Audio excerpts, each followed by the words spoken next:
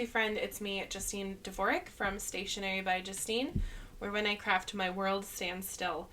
Welcome to part 3 of our Advent calendar projects from Spellbinders. This will include items from days 1 through 21.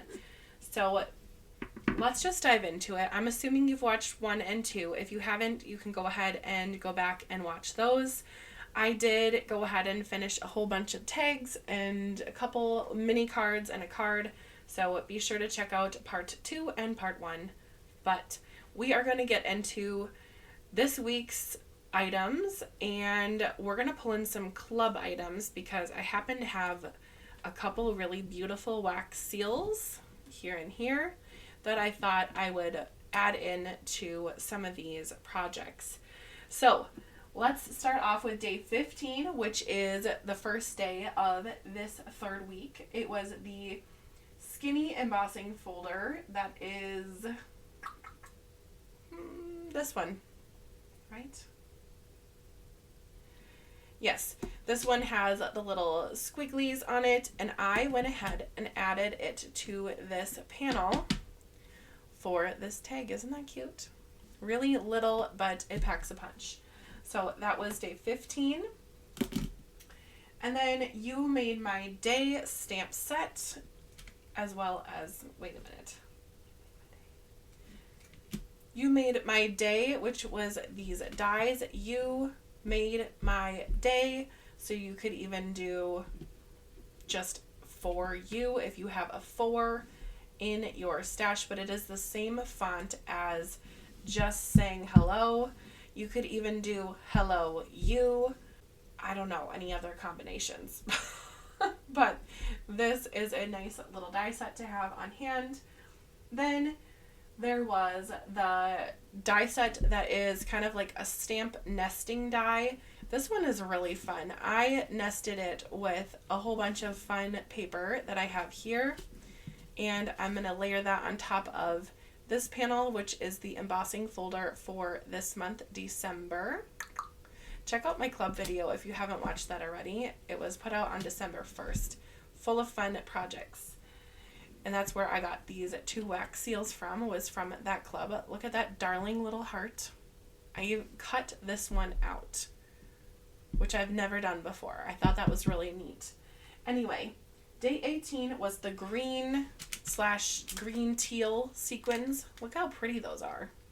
So we will embellish with those beauties and probably have a ton left over. So these will go in shaker cards in the future. Remember, we had the yellow ones, so green and yellow. It's giving Packers, but I will move along from that. Anyway, then I'm going to make a little mini card here, or do something. I'm not sure quite yet. I don't have a plan. I just know I'm going to do something with this paper and this stencil from day 20 yesterday. Isn't that fun? It kind of reminds me of Swiss cheese. Maybe it's the Packers of it all, but it also kind of looks like bubbles or confetti. So we're going to make a fun background with this stencil very soon. And then today, day 21, was this ice cream bar, which I went fudge bar with because I love a chocolate. So we're going to make a little cute little birthday tag here. Oh, I forgot. Day 19 was this stamp set that says, "Happy birthday wishes, have a sweet day, you are adored, warmest thanks."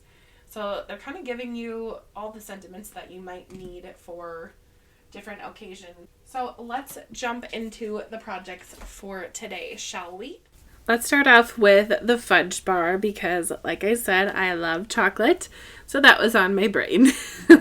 I'm going to inlay the little pieces that they have there that are for the middle and to give dimension. I put that little teeny piece there because if you look carefully at the chocolate bar, you will see that there are these little highlight areas. I chose to leave them brown just because I thought it looked kind of like it was wet or like defrosting. I don't know if that makes sense to you, but I wanted them to not pop out and fly around. So I just supported them with a little bit of scrap paper on the back. Then I'm going to put the little stick on. I'm using tape because I wanted to make sure that it was long enough for my tag here, and if I needed to move it, I could. Then this little brown part that acts like someone has taken a bite out of it, the chocolate bar, and goes right on top. And then the white piece goes on the very top, and that gives a 3D look. So it looks like it has a white center and a brown chocolate outside. Really fun. I was wondering about using the stamp set with it. To me, I just couldn't quite figure out in my head if that was going to work. I don't know. I had a thought about maybe doing it on the back. But if I use this in the future, I mean, I will use it, but when I need it for an occasion, I will add a sentiment to the back at that time. Chances are I'll be using something that I already have stamped and die cut out. So I'm going to pop up this like I am trying to do with all of my projects, just to keep the dimension, making it look a little more alive. I know I've said this in the past, but before I was a card maker, if I needed a card for anything, I would always buy a papyrus card if I could afford it at the time for a special someone, whether that be special for Mother's Day or Father's Day, really for like my parents and my grandparents or my couple of my special aunts. I really didn't buy a lot of cards that were fancy, but when I did, I would buy the papyrus ones because they had the dimension and the sparkles and all the exciting things. And then I found card making for myself, so I don't need to buy those anymore. But I do like to add the glitz, the dimension, the sparkle, the personalization. It's just the best part about card making. Now I am going to make another mini card. So this blue paper that I'm gluing down is going to be my background. And this is the regular embossing folder of the month embossing folder. It is very beautiful.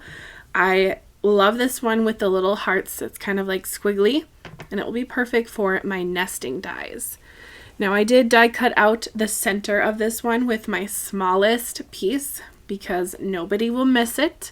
It's just going to be hidden. See? If you weren't looking, you didn't even see. So to me, it doesn't matter. Just die cut out the center. And then I did use the embossing folder for this teeny little piece, and it worked very well in my Scout. So whip out that Scout and get to pressing. I am going to just hash up the back with my reverse tweezers there and glue it on. So adorable. I need to let that dry completely. The liquid glue does take a while to set, so we'll just let that be its cute little self for a while, and we'll move on to the pink tag next. Before I continue, I did not mention that silver and white twine I did pick up at Target about 3 years ago, so they might still have it, they might not. I haven't gone through their craft aisle in maybe like a year. There's not really a Target around me, so haven't really gone. Once again, I shopped my stash and used beautiful pattern paper on the back of this. This is just the polka dots. And then I did take my pink paper there and used my embossing folder for that one as well. Now for this one, it did have yellow polka dots. It might be a little hard to see on camera, but I think pink and yellow are always a really happy and cheerful combination. So I'm adding on my embellishments, and with embellishments I like to work in odd numbers, so 5 to me looked good on here. Looking at it now, I might have even added 7 to this. I think that it would have looked really cute with 7, but sometimes I have to edit myself a little bit. Sometimes I just don't care about editing myself because why, you know? But that's for another day. As I clean up my area, I will add a little gold twine to this. You can see I have 2, 1 silver and 1 gold. I'm going to take the silver bundle and just tie it off. Give it a little knot. If you are making tags and if you have your twine unraveling, just tie knots in the end like I am here, or use some liquid glue and just glue the ends. But it will help from unraveling, and it just kind of gives a finished look. I do like tags that have multiple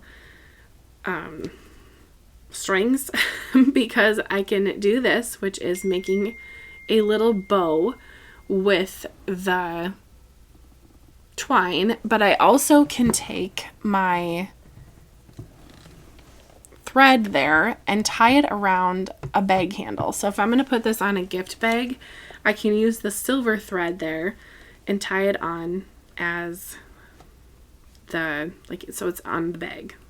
Then I can write the name on the back. All right, we're going to use the stencil. So my stamp wheel has come out once again.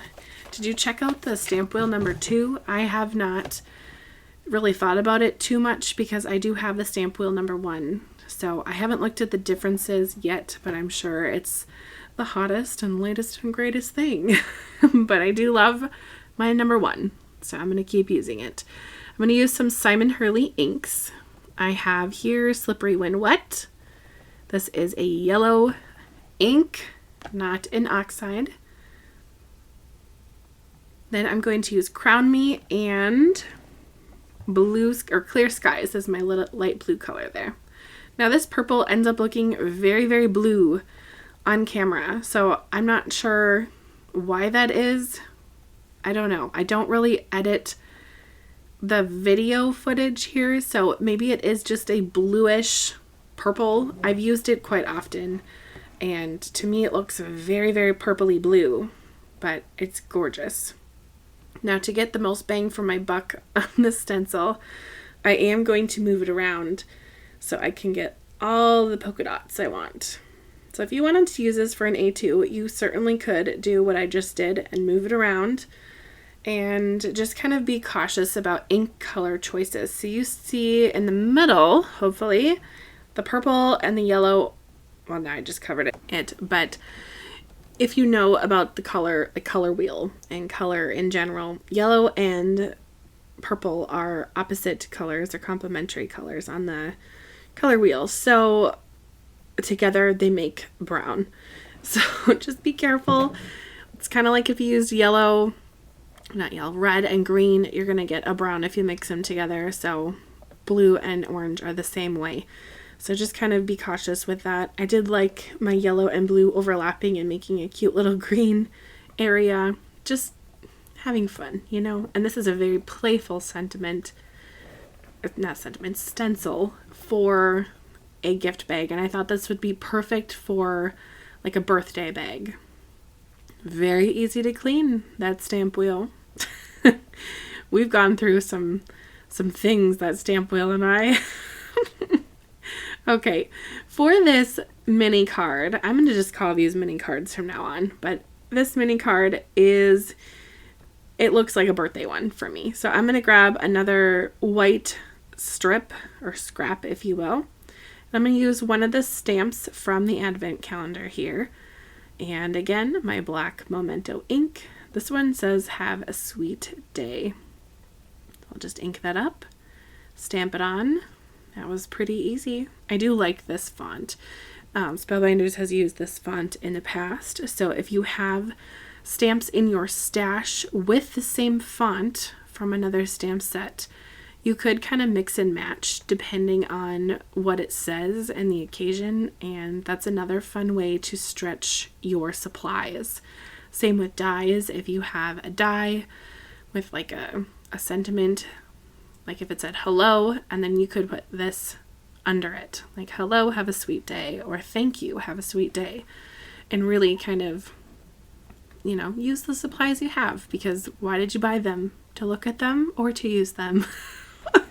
This is some tough love, and we all need to hear it, don't we? We've all, tell me in the comments, are you guilty of buying a craft supply that you already have in your stash? I know I am guilty of that. Let me know in the comments. And when you're there, let me know which project from today was your favorite. Was it the ice cream cone, the pink wax seal heart, the blue mini card, or the polka dot have a sweet day mini card? I think my favorite is the fudge bar, because I love chocolate. I can't help it. It's so yummy. Anyway, thank you for watching, and come back next week, week 4, when I show you all of my Advent goodies. We're going to make some more, and the last 2 projects are so cute, so stay tuned.